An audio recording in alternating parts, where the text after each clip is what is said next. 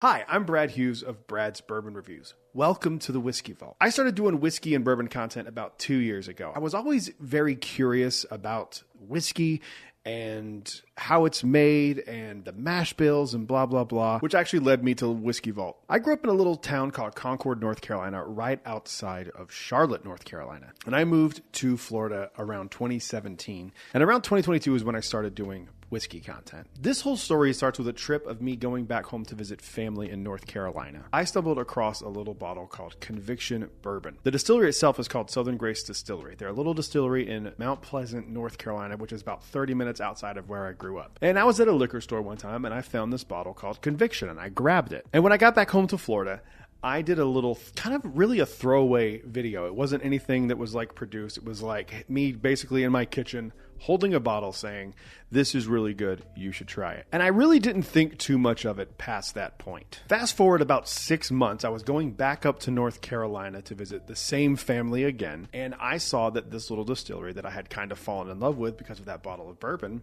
was doing a single barrel panel. What they didn't tell people at the time was no matter what barrel you picked, they would let you know when they were bottling the barrel you liked. So no matter which of the four was your favorite, you were guaranteed to get a bottle that you knew you liked. And I think that's really, really cool. So I go, I pay, I do the panel. And after the panel, they're like, "Hey, Brad, can you step aside?" And I was like, "Oh, did my card get declined or something?" Like, why are they asking me to like stick around after this? And they're like, "We saw your video. We appreciate the positive review. And are you free tomorrow?" I didn't know why they asked me that, but I immediately just shouted out yes. And the reason they asked me if I was free or not was because they wanted me to go and help them do their Founder's Reserve pick, which is this bottle right here. This bottle has a crazy story behind it. But first, let's talk about the bottle itself. This bottle is something that I always pull out when I have friends who are whiskey fans. And I always bring this bottle out because this bottle is one of my favorites that I have in my collection. It's got a cool story behind it, but it's also just really, really good. This is Conviction Cask Strength Founder's Reserve. It is barrel 388 coming in at 126 proof. Let's talk about the nose on this thing. There is like a chocolate note that is unbelievable. And the craziest thing about this one to me is there is a like Big League Chew Hubba Bubba bubblegum note on the nose and on the palate on this one. In my friend group, they go, when I bring up Conviction, they're like, "Is that the bubblegum one?" And I'm like, "Yes, that's the bubblegum one." The nose is absolutely incredible. This thing just like, it's everything that I love in a bourbon. There's some slight tobacco notes. You can get a little bit of barrel char on the nose. And then you have the super like bubblegum unique nose, which I don't know if you've ever had a whiskey that smelled like bubblegum, but up to this point I had not. And it smells just absolutely incredible. It's one of my favorite noses of all time. But let's give it a mouthing. Let's see how we feel.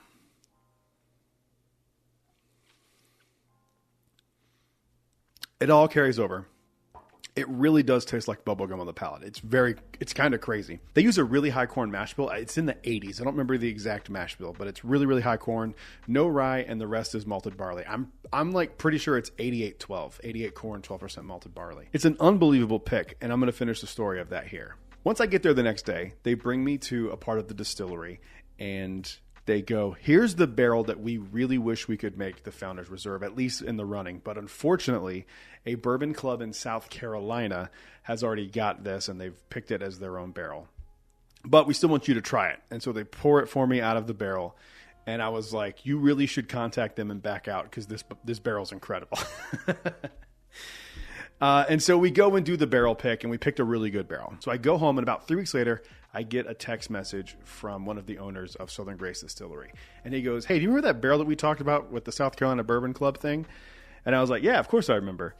And they go, "Do you have any objection to that actually being the barrel pick? Because they just backed out of the barrel." And I was like, "Absolutely not.